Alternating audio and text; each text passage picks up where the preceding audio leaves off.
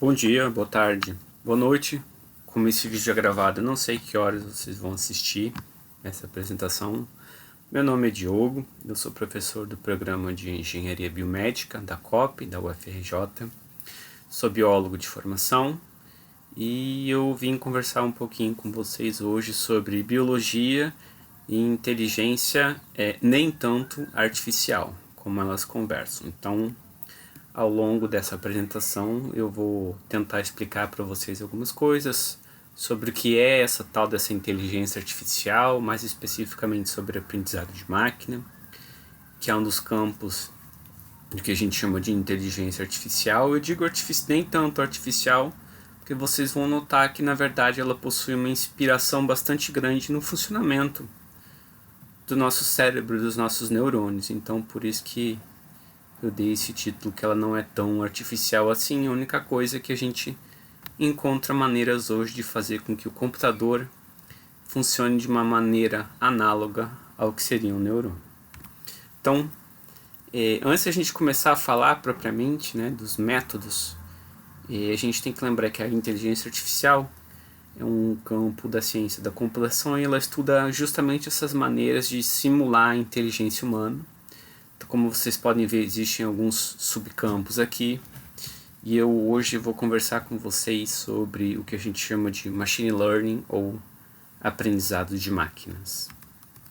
Então, o aprendizado de máquinas nada mais é do que um conjunto de regras e procedimentos que faz com que permita o computador agir e tomar decisões baseadas em dados, ou seja, ele vai tentar aprender em cima daqueles dados que ele está enxergando e ele vai te dar uma resposta, ao invés de simplesmente a gente escrever um algoritmo e esse algoritmo executar sempre a mesma coisa.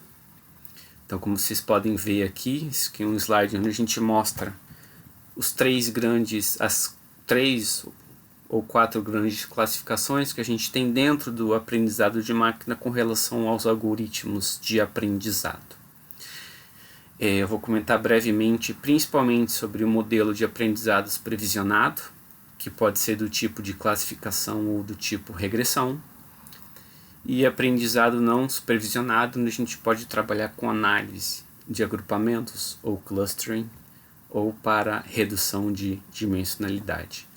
E hoje a grande maioria dos programas que aplicam machine learning, vocês vão poder observar que aplicam esses dois métodos de aprendizado. E eu vou comentar com vocês de maneira bem breve qual que é a diferença principal de um supervisionado e de um algoritmo de aprendizado não supervisionado. Então, como a gente pode ver nesse exemplo aqui, a principal diferença de um algoritmo que a gente chama, né, de aprendizado supervisionado e não supervisionado é que no caso do aprendizado supervisionado, os meus dados que eu vou analisar, eu já sei de antemão quais são os rótulos que ele tem, ou seja, eu já sei qual é o tipo de resposta. Por exemplo, eu sei que aquela pessoa está doente ou não está doente, eu sei, por exemplo, qual que é o tipo de animal que eu estou trabalhando de antemão, se ele é uma ave, se ele é um mamífero, ou enfim, algum outro tipo de animal. E já no caso do aprendizado não supervisionado, que é o que a gente chama geralmente de formação de clustering, né? São análises de agrupamento, esses dados eles não existe um rótulo nele, ou seja, a gente não sabe de antemão o que é aquilo ou a que classe pertence, e os algoritmos nessa fase de aprendizado não supervisionado, como vocês podem ver aqui, eles vão justamente tentar formar conjuntos ou agrupar aqueles meus dados iniciais baseados em características que são parecidas. Então essa é a principal diferença. Então, dentro do aprendizado supervisionado, como eu já comentei, por exemplo, a gente pode trabalhar com análises do tipo de classificação ou análises do tipo regressão. Um exemplo bem simples, por exemplo, é quando a gente quer trabalhar com previsão do tempo. Eu avalio os dias anteriores, por exemplo, meço variáveis como temperatura, pressão, vento e outras variáveis meteorológicas, e eu sei se naquele dia fez sol ou fez chuva de acordo com um determinado conjunto de informações, e eu vou tentar daqui para frente dizer se os próximos dias ou amanhã, por exemplo, vai fazer chuva ou vai fazer sol. Já no caso de uma análise de regressão, eu vou pegar os dias anteriores, eu vou avaliar como é que se comportaram essas características que eu estou trabalhando nos dias anteriores e qual foi a temperatura, por exemplo, máxima daquele dia. E em cima deste algoritmo, ao invés de simplesmente eu dizer se vai fazer chuva ou vai fazer sol, eu vou dizer que, por exemplo, amanhã vai fazer uma temperatura máxima de 30 graus. Então essa é a diferença. Na classificação, eu vou tentar predizer um rótulo. Já no caso da regressão, eu vou tentar predizer um valor, um número. Tá bom?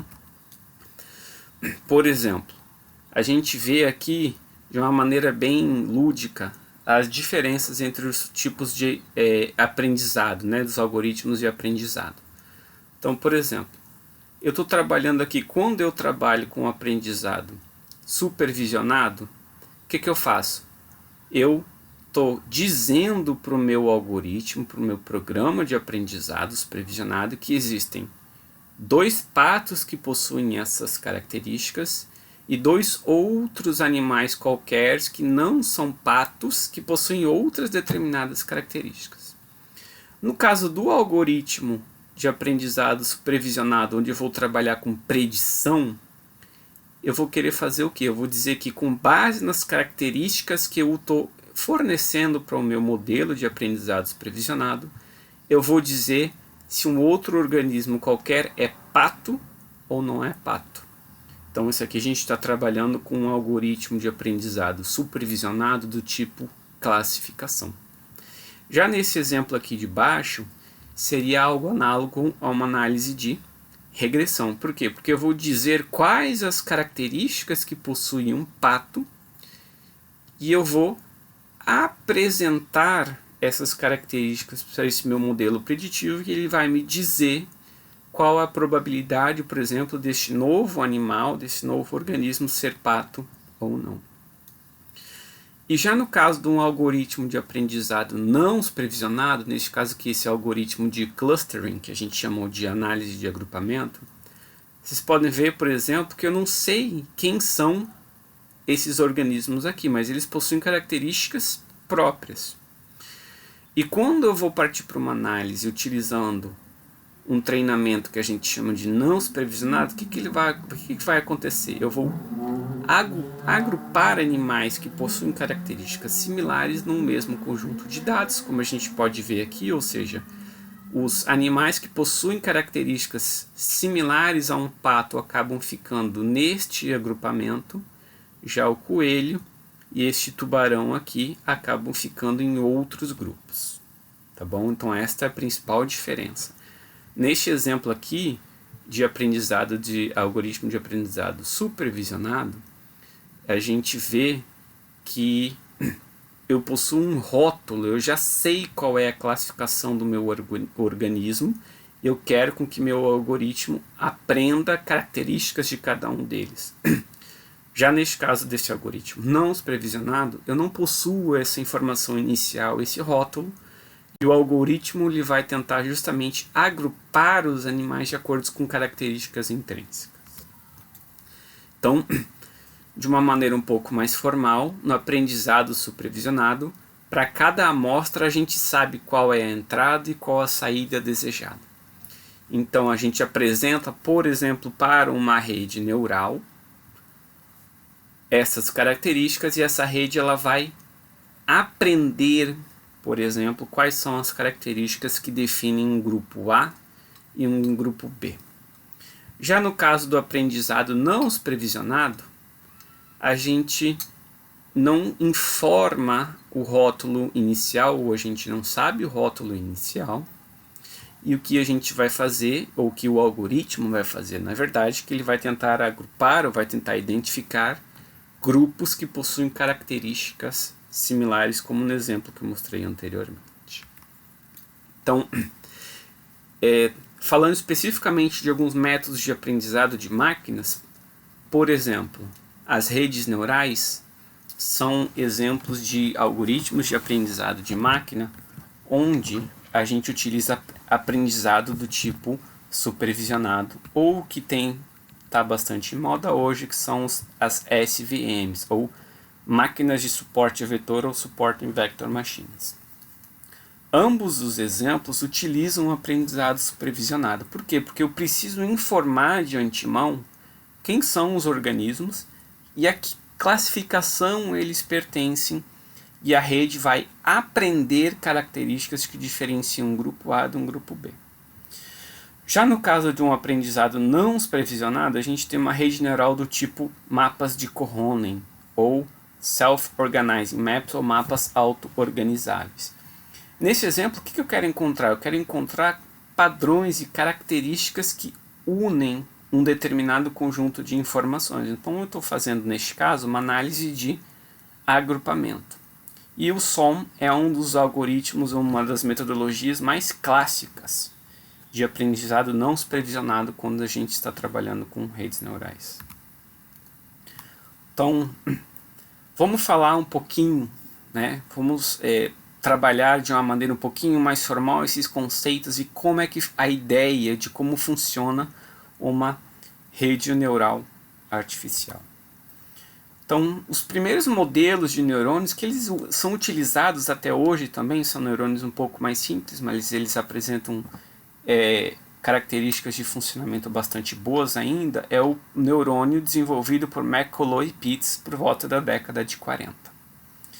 Então, ele é um modelo de neurônio artificial que ele é utilizado em aplicações usando operações lógicas. Em 1958, o Rosenblatt criou um algoritmo que a gente usa até hoje, que é o algoritmo do perceptron, que, em teoria, ele pode aprender tudo aquilo que a gente quer ensinar para esse tipo de algoritmo, só que eles têm que ter características que a gente consiga distinguir um tipo de conjunto de dados de outro. Entretanto, durante a década de 60, final da década de 60, década de 70 até a década de 80, mostra-se que esse algoritmo Perceptron possuía algumas limitações, e com isso resultou nesse esquecimento dessas pesquisas em redes neurais. Acontece que por volta da década de 80, em meados da década de 80, mostram-se novas tecnologias e novas metodologias de análise em redes neurais, nesse caso aqui especificamente um algoritmo que a gente chama de algoritmo de aprendizado de retropropagação, ou algoritmo backpropagation, que revitaliza essa área de pesquisa.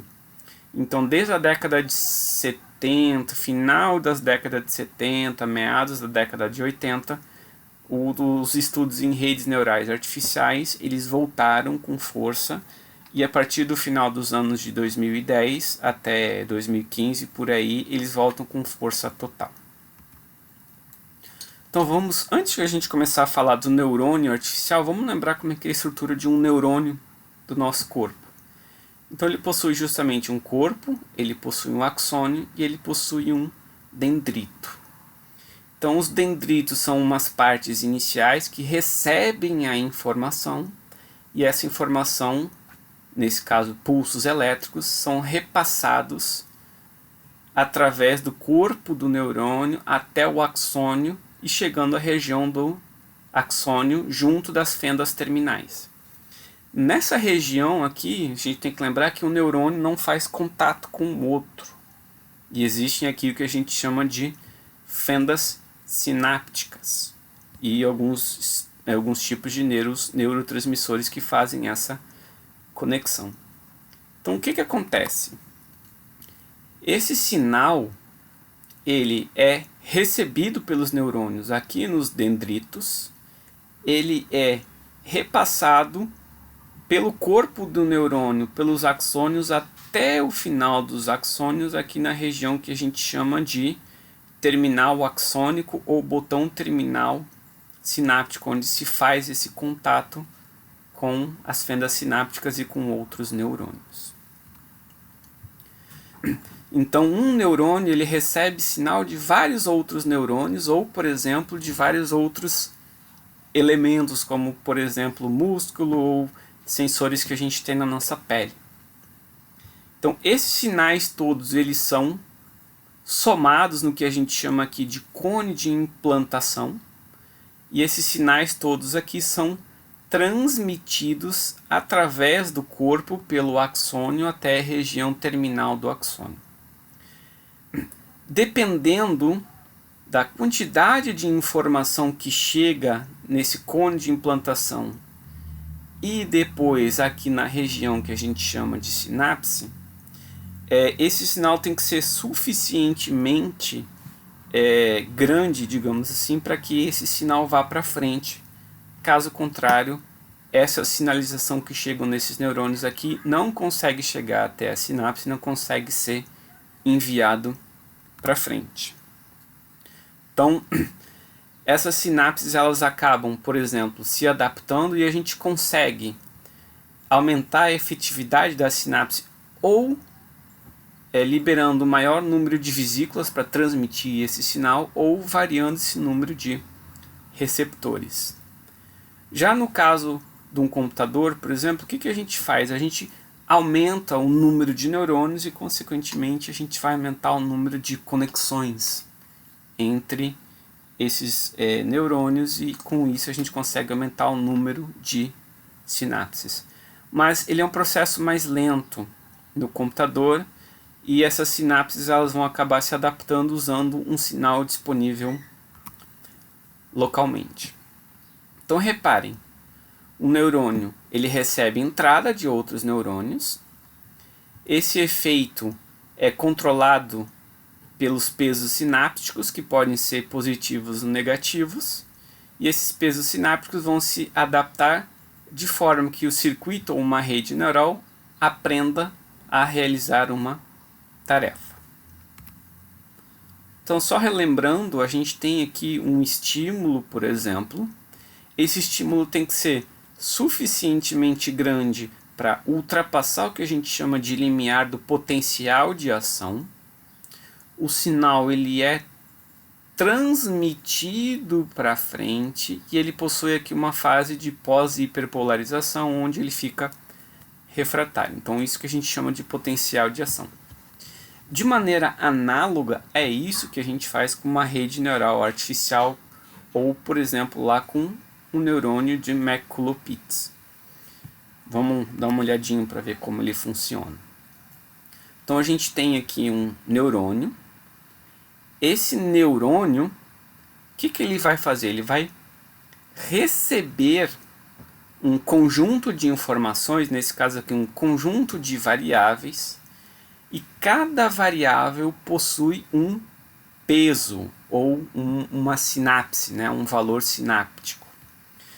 O que esse neurônio em questão faz? Esse neurônio em questão ele possui muitas vezes uma função matemática onde ele vai fazer o somatório das entradas dos valores das variáveis de x1 a xn multiplicado pelos valores do peso, vai somar todos esses valores aqui.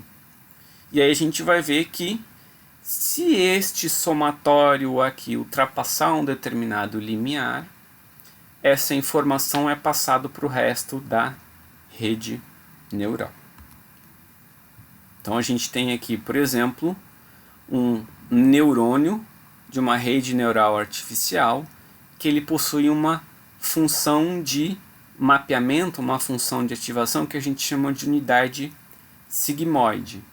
Então, como é que ela funciona? Então a gente tem aqui, por exemplo, um neurônio que ele vai receber os valores e os pesos sinápticos das minhas variáveis iniciais do meu conjunto de dados, vai realizar este somatório dos pesos dos neurônios e dos valores que eles possuem e vai passar por uma função de ativação, uma função de mapeamento, que nesse caso aqui é uma função sigmoide. Se este somatório aqui dessa função for suficiente para eu ativar essa minha função aqui, eu vou sair desse valor U e vou chegar nesse valor V aqui, que eu vou realizar um processamento. De maneira análoga, é o que acontece, por exemplo, no nosso corpo. Dependendo da intensidade do sinal que chega num neurônio, se esse sinal não for o suficiente para ultrapassar o limiar do potencial de ativação, aquele sinal não vai para frente. E é mais ou menos o que acontece aqui. Então, as redes neurais elas são muito boas porque elas possuem essa habilidade de aprender padrões e a maneira de como ela aprende padrões está justamente nos valores dos pesos desses neurônios que a gente consegue modificar. Ela possui uma boa capacidade de generalização. Ela trabalha tanto com dados qualitativos quanto dados descritivos. De maneira geral, ela consegue lidar bem com dados incompletos, por exemplo. E a gente não parte de nenhum tipo de hipótese inicial. Como, por exemplo, esses dados têm que seguir uma distribuição chamada distribuição normal. Então elas são bastante úteis para reconhecer padrões, para classificar. Elas conseguem ter uma capacidade de generalização. O que a gente quer dizer com generalização? Ela consegue muitas vezes identificar características que são importantes para um determinado conjunto de dados e ela consegue, mesmo que aquele conjunto de dados saia um pouco daquele padrão que a gente está esperando, ela consegue identificar. Então isso a gente chama de capacidade de generalização. E como eu já comentei aqui, é menos sensível a dados ausentes e a gente não assume nenhuma característica de distribuição dos dados, por exemplo. A gente não parte de uma hipótese restritiva. Como, por exemplo, a gente muitas vezes usa para estatística vários testes. Esses dados precisam seguir uma distribuição normal. No caso das redes neurais, nós não temos este problema porque a gente justamente não está assumindo nenhuma espécie de distribuição, nenhuma hipótese inicial. Então, como eu já comentei com vocês, a gente pode utilizar essas redes neurais para classificação. Por exemplo, então a gente pode determinar quais os tipos de cultura, aqui cultura de vegetais, né, a partir de imagem de satélites. Ou a gente pode, por exemplo, tentar identificar doenças cardíacas a partir de um eletrocardiograma. Então, eles em geral, eles se comparam bem com uma análise de discriminante da estatística, ou seja, são ferramentas potentes que nos permitem trabalhar com classificação, e eu vou mostrar para vocês alguns exemplos de classificação. Uma outra aplicação que se usa principalmente na área da engenharia biomédica é a redução de ruído. Por quê? Porque quando a gente capta sinais, por exemplo, de EEG ou de eletroencefalograma, por exemplo, a gente muitas vezes tem ruído. Então o que a gente faz? A gente ensina essa rede neural a identificar esse ruído nesse sinal e aí depois a gente consegue, por exemplo, retirar esse ruído e a gente analisa só o sinal em si. Ou a gente pode, por exemplo, utilizar uma rede neural para fazer predição. Eu vou mostrar para vocês um exemplo de uma rede neural que faz predição. Então, qual que é a ideia? A ideia é que a gente quer predizer, por exemplo, o valor de uma variável dado informações históricas e informações de outras variáveis associadas. Como eu comentei com vocês, por exemplo, o exemplo da temperatura ou temperatura em graus Celsius que vai fazer amanhã. Então a gente tem informações históricas e outras variáveis associadas. Eu quero dizer que, por exemplo, a temperatura amanhã vai ter máxima de 30 graus, ou seja, eu estou fazendo uma predição, estou trabalhando com uma análise de regressão. Tá certo? Então, uma das redes neurais artificiais que a gente mais conhece, essa aqui é uma das mais simples que a gente tem, é uma rede que a gente chama de multicamada. A grande maioria das redes artificiais, elas são multicamadas, ou seja, elas possuem uma camada de entrada, possuem uma camada oculta, ou a gente chama de uma camada escondida, pode ter mais de uma camada escondida e possui uma camada de saída. Então, reparem, a gente tem na camada de entrada, por exemplo, as minhas variáveis. a gente tem aqui a conexão entre esses neurônios. Aqui, na verdade, faltou corrigir aqui, todos esses dados são conectados com todos os neurônios da camada oculta.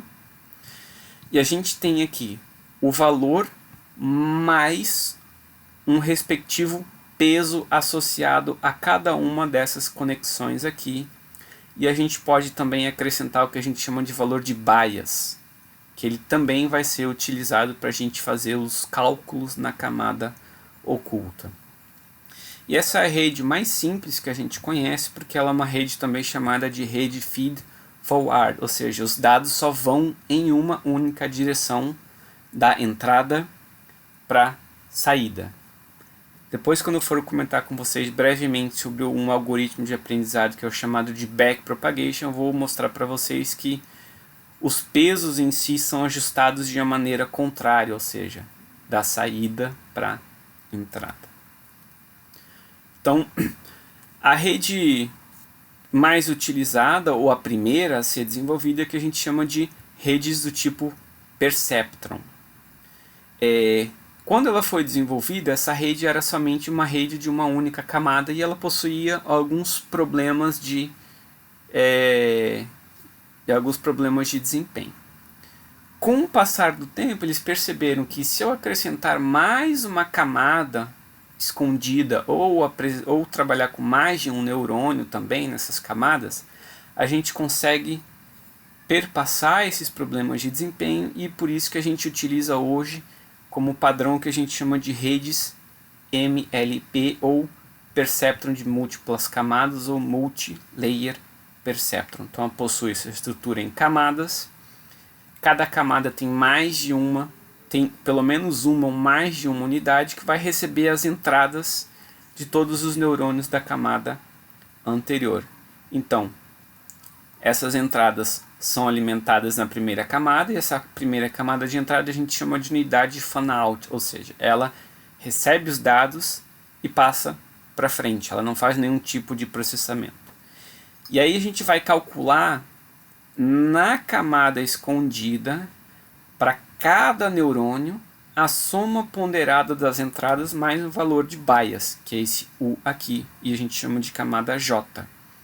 Ou seja, a gente vai calcular o somatório dos pesos, que é o W, a gente chama de peso sináptico, mais o valor de entrada daquela variável, mais um bias daquela camada J, que é a camada escondida. Se esses valores ultrapassarem o que a gente chama de limiar de uma função de mapeamento ou uma função de ativação, a gente passa essa informação para frente.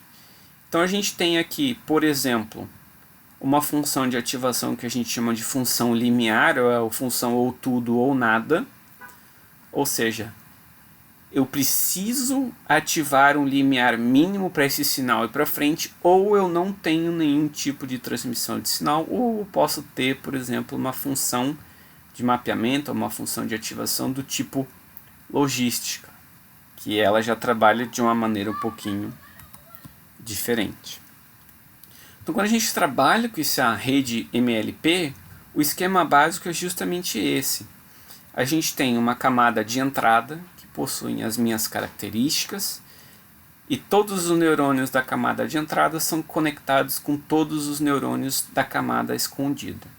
Então é justamente nesta camada de escondida que a gente vai começar a fazer aquele somatório que a gente mostrou, porque eu mostrei para vocês aqui, que é a função de ativação. Uma vez realizada essa função de ativação e eu ultrapassando o limiar de ativação, a gente vai realizar cálculos em cada um dos neurônios da camada escondida. Nesse caso aqui eu tenho uma rede que ela possui uma camada de entrada, duas camadas escondidas ou duas camadas ocultas e uma camada de saída.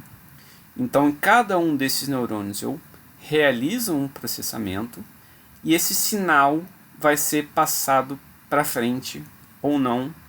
Eu faço novamente outros cálculos nessa segunda camada escondida e no final vou ter uma camada de saída que vai me gerar algum tipo de resultado.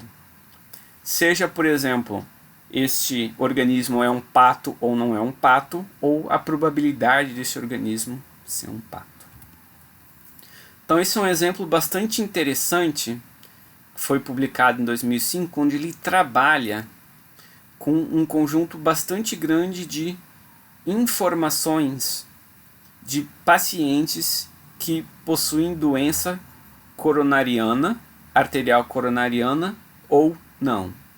Então o que essa rede fez? Então era uma rede que possuía 11 variáveis de entrada com aproximadamente 2.000 pacientes. O que foi feito? Então se foi realizado um treinamento dessa rede, ou seja, a gente ensinou a rede a identificar pessoas que possuíam uma grande probabilidade de desenvolver essa doença e pessoas que não possuíam grande probabilidade. Essa rede possuía 36 neurônios na camada escondida e uma camada de saída onde ele vai me dizer a probabilidade dessa pessoa ter ou não ter doença coronariana. Então, na fase de treinamento supervisionado, a rede aprendeu características de pessoas saudáveis e de pessoas que desenvolveram essa doença, e no final a gente tem um modelo que a gente consegue predizer a probabilidade da pessoa ter ou não ter doença coronariana. Hoje utiliza-se, por exemplo, isso bastante para coronavírus, onde, dependendo das características que a pessoa apresenta, a gente treina uma rede neural com pessoas que tiveram coronavírus e pessoas que não tiveram coronavírus. Então a gente ensina, né, e a rede aprende características, aprende sintomas de pessoas que têm coronavírus e não têm coronavírus, e a gente no final treina essa rede, a rede aprende essas características, esses dois grupos de pessoas, e no final o que eu quero fazer com essa rede neural? Eu quero avaliar, examinar uma pessoa, eu jogo essas informações dessa pessoa nessa rede neural, e essa rede neural treinada, por exemplo, para coronavírus, vai me dar uma probabilidade das pessoas ter ou não ter coronavírus, ou vai dizer se a pessoa, por exemplo, tem o coronavírus ou não tem o coronavírus, dependendo do tipo de rede que eu estou usando. Um outro exemplo bastante interessante são o que a gente chama de mapas auto-organizáveis. Os mapas auto-organizáveis, eu coloquei ele aqui nesse slide próximo, por quê? Porque ele é uma rede neural, só que ele é uma rede neural que ele trabalha com um aprendizado não supervisionado. Ele é bastante diferente daquele método de aprendizado supervisionado que a gente acabou de conversar no MLP. Então, um mapa de Kohonen ou SOM, Self-Organizing Maps, como é que ele funciona? Então, eu vou mostrar para vocês um exemplo. Isso aqui é um mapa mundi, isso aqui é um estudo que foi organizado e feito pela Universidade de Helsinki, se não me engano, na década de 90, onde cada cor aqui do país representa o que a gente chama de índice de pobreza, digamos assim, qualidade de vida. Então a gente vê aqui que, por exemplo, países com cor amarela ou laranja, quanto mais vermelho possuem uma melhor qualidade de vida, e quanto mais próximo do roxo possuem uma menor qualidade de vida. Então isso aqui é a informação desse índice colocado no mapa mundi. Mas a gente pode fazer o seguinte, a gente pode, a partir dessas características, desse mapa de pobreza que a gente está vendo aqui, de pobreza e de riqueza, a gente pode, por exemplo, utilizar um mapa auto-organizável para agrupar os países agora não de acordo com a região geográfica, e sim de acordo com o índice de desenvolvimento. Então, por exemplo, a gente observa aqui que a Argentina e o México e o Equador, na década de 90, eles possuíam características econômicas e de desenvolvimento em termos de IDH parecidos. Reparem, aqui está o México e aqui está a Argentina e aqui está o Equador. Tá bom? Então a gente consegue utilizar, por exemplo, esses mapas auto-organizáveis para buscar padrões e juntar observações que possuem características similares. Então, esse é um tipo de rede neural que foi desenvolvido por volta da década de 80 pelo Cohonen, por isso que a gente chama de mapas de Cohonen, e ele possui essa inspiração fisiológica baseada na topografia do cérebro. Então, por exemplo, se a gente está ouvindo palavras, a gente ativa uma região do cérebro. Se a gente está lendo, vendo palavras, uma outra região do cérebro é ativada. Se a gente está falando, é uma terceira região, e se a gente está pensando, é uma quarta região. Ou seja, a gente vai colocar em regiões específicas determinados tipos de informação no nosso cérebro. Então, ela é chamada de aprendizado não supervisionado porque eu não insiro rótulos, é baseado no cérebro porque regiões ou dados que possuem características próprias e parecidas vão ficar em uma mesma região, e a gente chama isso de treinamento do tipo competitivo. É uma variação do aprendizado não supervisionado. Então, a gente possui, na verdade, só duas camadas. Então, a gente tem a camada de entrada e a camada de saída, e esses neurônios eles estão completamente ligados.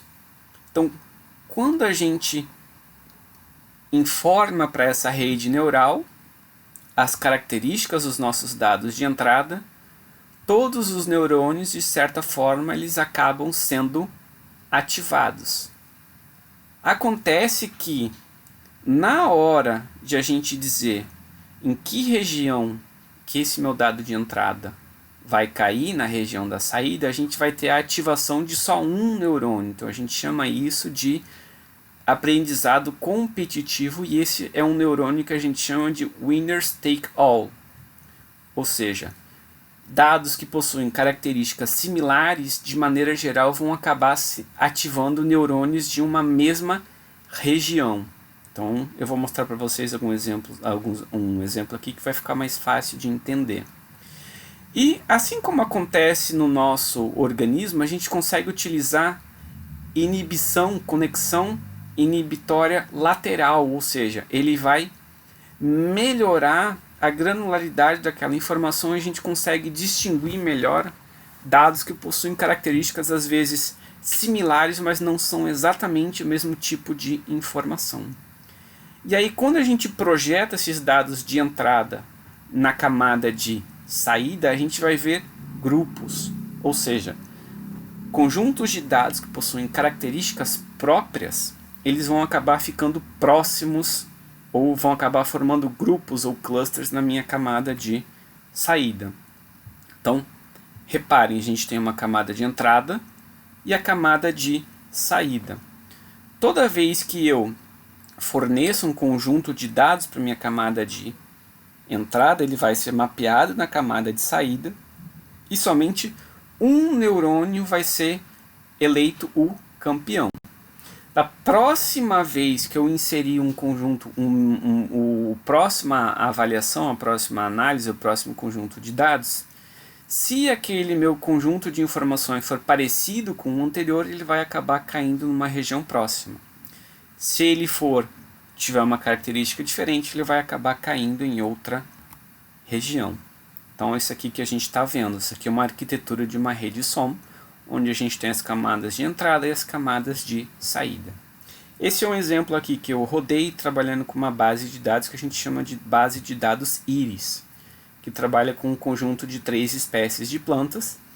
E vocês podem ver que as cores representam as características, as cores representam as minhas espécies iniciais, e aqui a gente vê que a espécie 0, que possui características próprias, estão mais ou menos nessa região aqui, e esse conjunto de dados ele é extremamente particular e interessante, porque muitas vezes a característica 1 e a característica, o conjunto de espécies 1 e o conjunto de espécies 2, muitas vezes eles acabam se sobrepondo. Então é isso que a gente enxerga aqui. Por exemplo, a gente possui neurônios que eles estão justamente nessa faixa de fronteira entre a espécie 1 e a espécie 2. Então o que a gente está fazendo aqui? A gente forneceu essas amostras para a minha rede neural e esses neurônios aqui, eles acabaram funcionando como uma espécie de protótipo daquela minha classe. Então reparem aqui, a gente tem isso. E a gente está realizando aqui um processo de aprendizado não supervisionado. E é isso que a gente tem no final, ou seja, a gente tem grupos de neurônios que possuem características similares. Um outro exemplo bastante interessante eu coloquei depois, na verdade, dos mapas auto-organizáveis, porque tem uma discussão.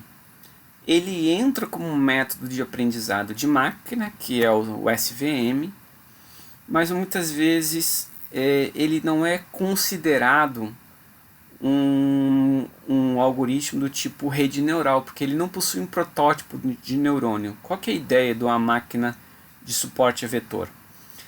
A gente tem, por exemplo, um conjunto de dados sempre sim ou não, por exemplo, característica 1, característica 2, ou seja, ele trabalha de maneira geral. A SVM ela foi desenvolvida para trabalhar com essa divisão binária. A gente consegue até trabalhar com mais de duas categorias, mas ela foi desenvolvida para trabalhar com duas categorias.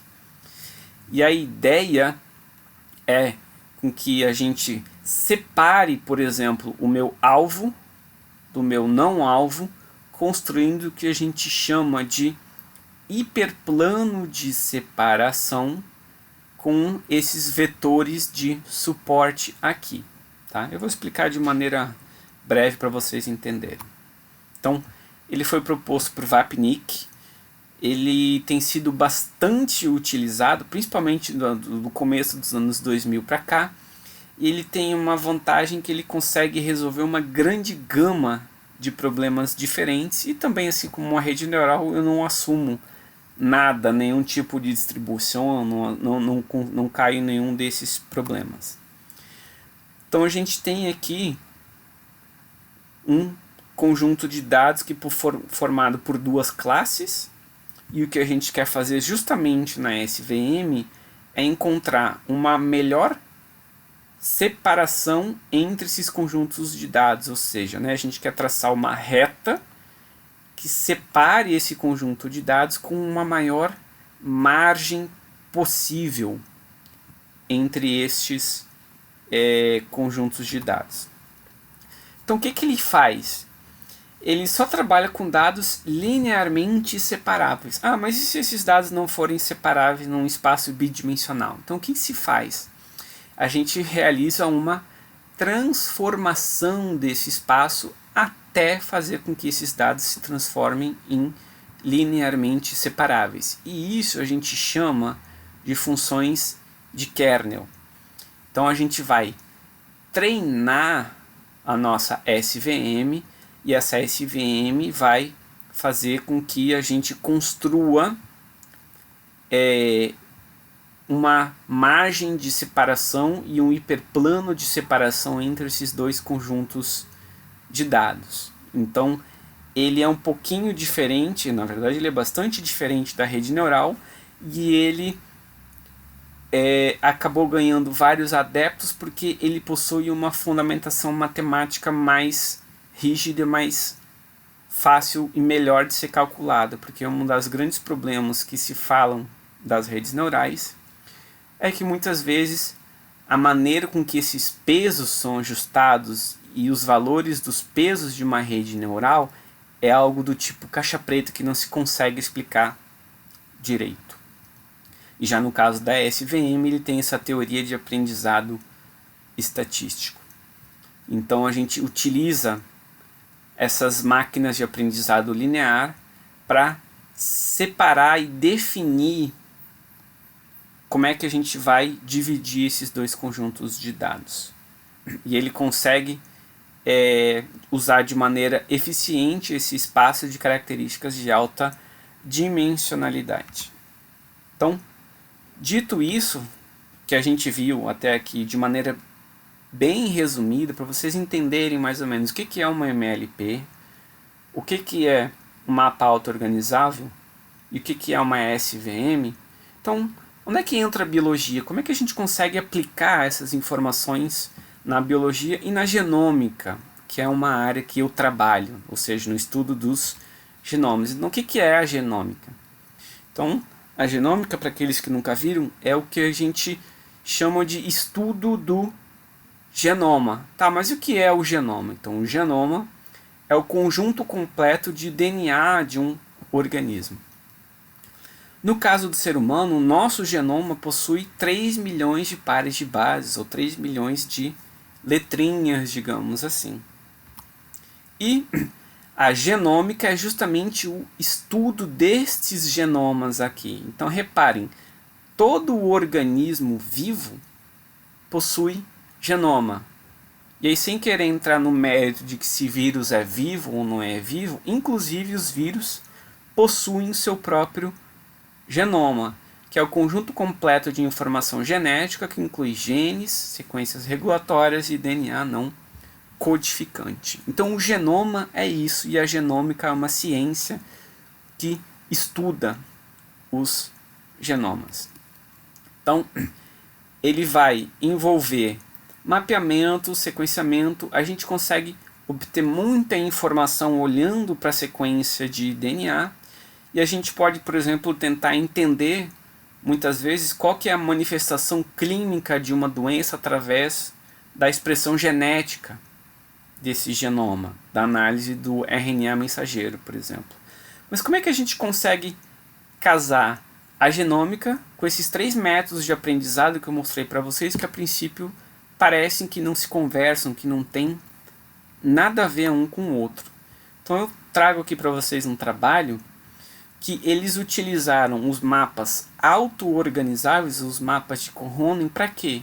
Para classificar organismos baseado única e exclusivamente na sequência de DNA deles, sem saber a priori se esse organismo era um eucarioto, se esse organismo era um procarioto, se era uma arquea ou se era uma eubactéria, por exemplo. Então reparem, a gente tem aqui um mapa auto-organizável, isso aqui é um mapa de Kohonen, onde a gente consegue separar os organismos uns dos outros, utilizando uma codificação de DNA, e a gente computa essa codificação de DNA, e organismos como, por exemplo, esses AT, esses AM aqui, são organismos que possuem características similares de sequência de DNA. Então a gente utiliza um método de aprendizado de máquina, um método de mapa auto-organizável,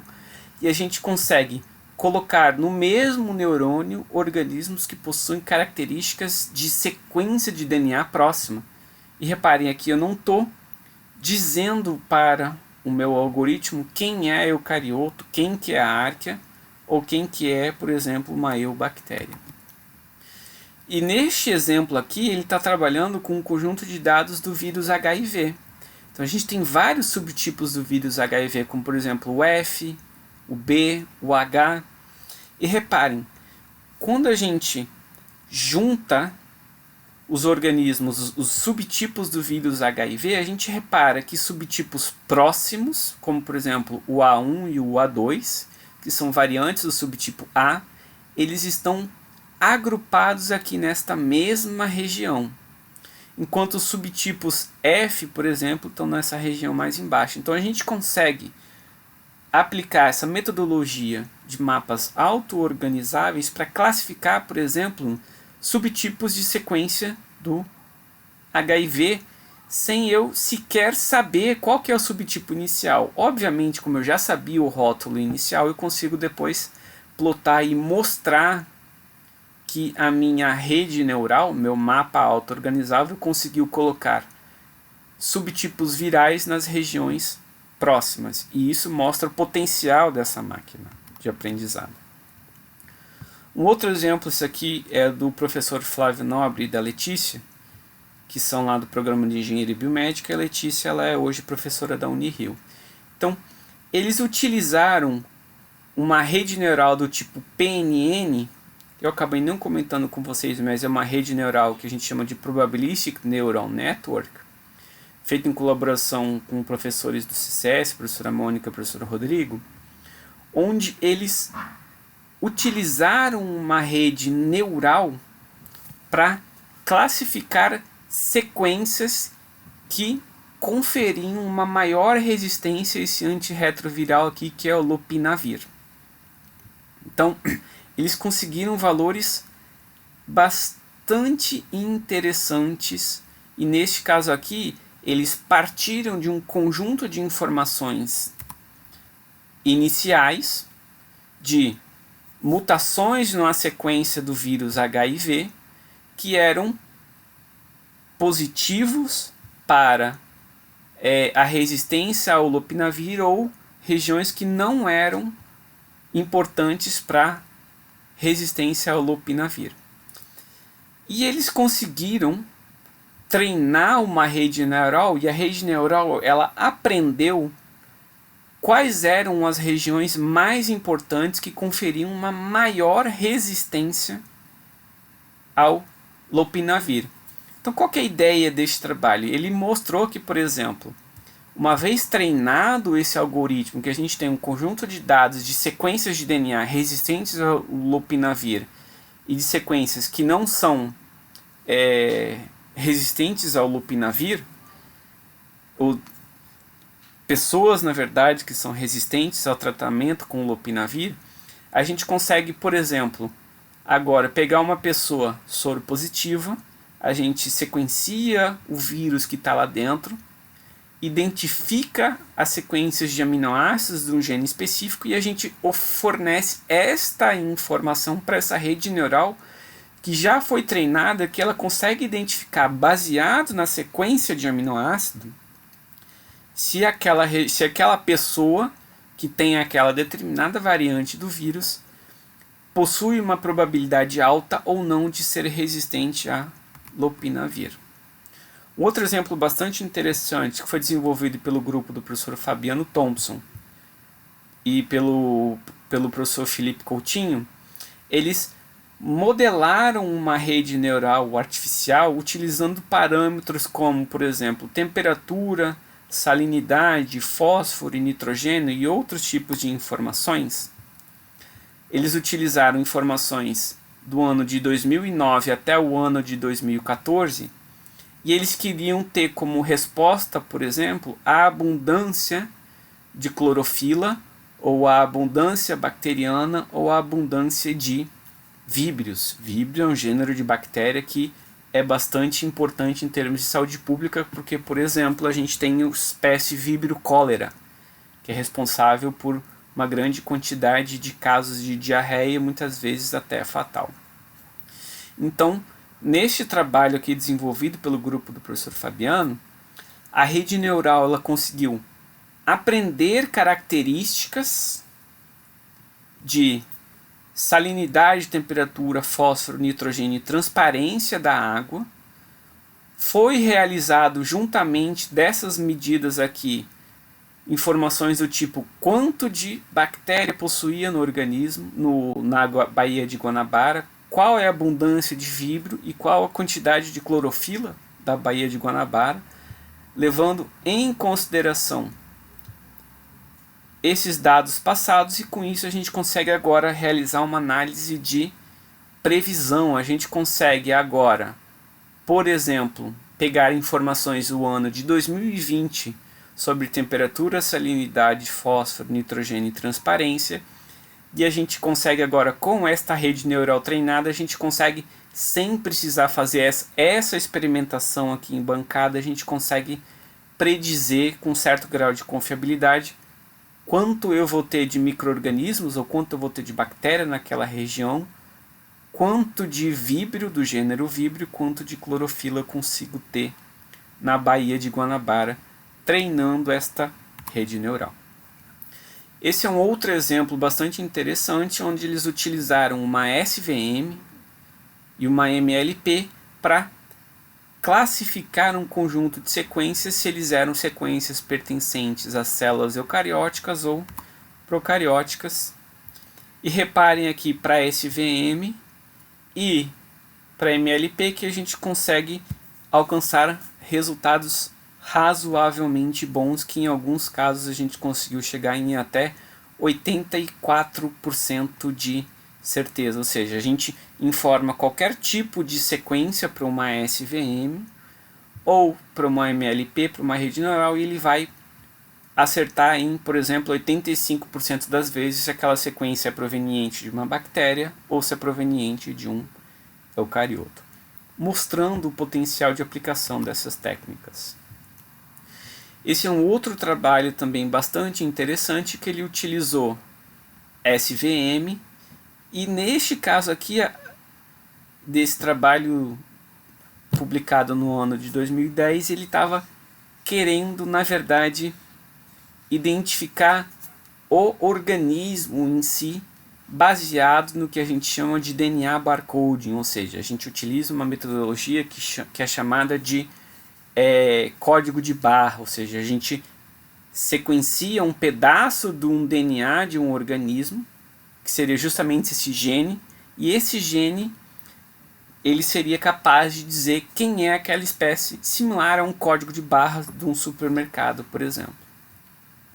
Então, neste trabalho aqui, ele mostrou que existe a possibilidade de a gente treinar uma SVM com essas sequências de DNA código de barra, e ele conseguiria predizer quem era aquela nova espécie sem eu precisar, por exemplo, fazer algum outro tipo de análise mais clássica em bioinformática e utilizando um método de inteligência artificial ou de aprendizado de máquina, que seria esse SVM. Então, mostrando esse potencial de aplicação. Bom, então é isso. Eu espero que vocês tenham gostado. Segue aqui o meu contato, o contato do professor Fabiano e o contato do professor Flávio. E eu espero que vocês tenham gostado e vocês tenham conseguido entender um pouco como que a gente consegue aplicar e unir essas duas áreas que a princípio parecem que são bastante distantes. Obrigado.